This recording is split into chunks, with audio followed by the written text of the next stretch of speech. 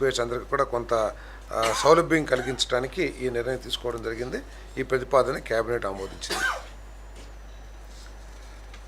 ఆంధ్రప్రదేశ్ పునర్వ్యవస్థీకరణ చట్టం 2014లోని సెక్షన్ 5ను సవరించాలని భారత ప్రభుత్వాన్ని కోరుతూ ఏపీ అసెంబ్లీలో ప్రత్యేక తీర్మానం చేయడానికి కేబినెట్ ఆమోదం తెలిపింది.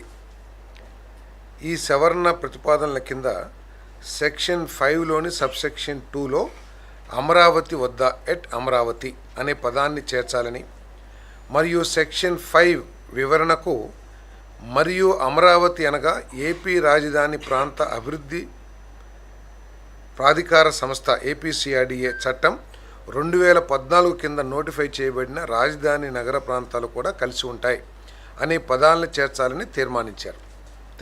దాన్ని కేబినెట్ ఆమోదం తెలిపిందని చెప్పేసి మనం చేస్తాం. దీనికి సంబంధించి ఆంధ్రప్రదేశ్కి సంబంధించిన క్యాపిటల్ అమరావతికి 5 సంవత్సరాల్లో జరిగిన తంతు ఏమిటో, ఏ విధంగా రాజధాని లేని రాష్ట్రంగా ఏ విధంగా వెనకబడిపోయింది మనందరికీ తెలిసిందే. మరి 2014-19 మధ్యలో అమరావతిని రాజధానిగా ఏర్పాటు చేసినా కూడా తర్వాత వచ్చిన ప్రభుత్వం రాజకీయ దుక్తతో కానివ్వండి, రాజకీయ కక్షతో కానివ్వండి, లేకపోతే ప్రాంతం మీద కక్షతో కానివ్వండి, డీసెంట్రలైజ్ పేరు మీద ఏపీసీఆర్డీ యాక్ట్ని రిపీల్ చేసి రాజధానిని 3 రాజధానులు అనే కొత్త నినాదం తీసుకొచ్చి ఏ ఒక్క రాజధాని కూడా పూర్తి చేయకోకుండా పూర్తిగా రాష్ట్రాన్ని అన్యాయం చేసిన విషయం అందరికీ తెలిసిందే. కాబట్టి మనం కేబినెట్ కూడా పోయినసారి 2025లో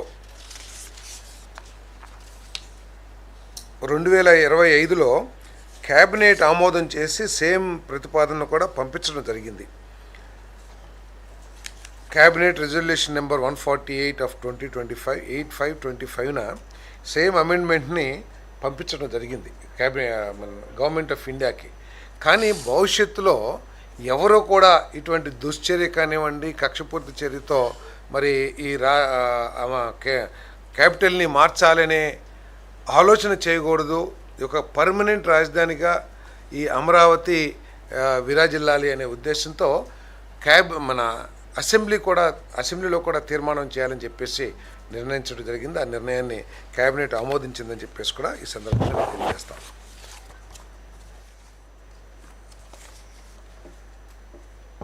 GOMS number 29 WR water resources project dated 7/6/21 ద్వారా సేవింగ్స్ అకౌంట్ పరిధిలో మంజూరైన 606.03 కోట్లతో 2 పనులకు అడ్మినిస్ట్రేటివ్ శాంక్షన్ ఇవ్వడానికి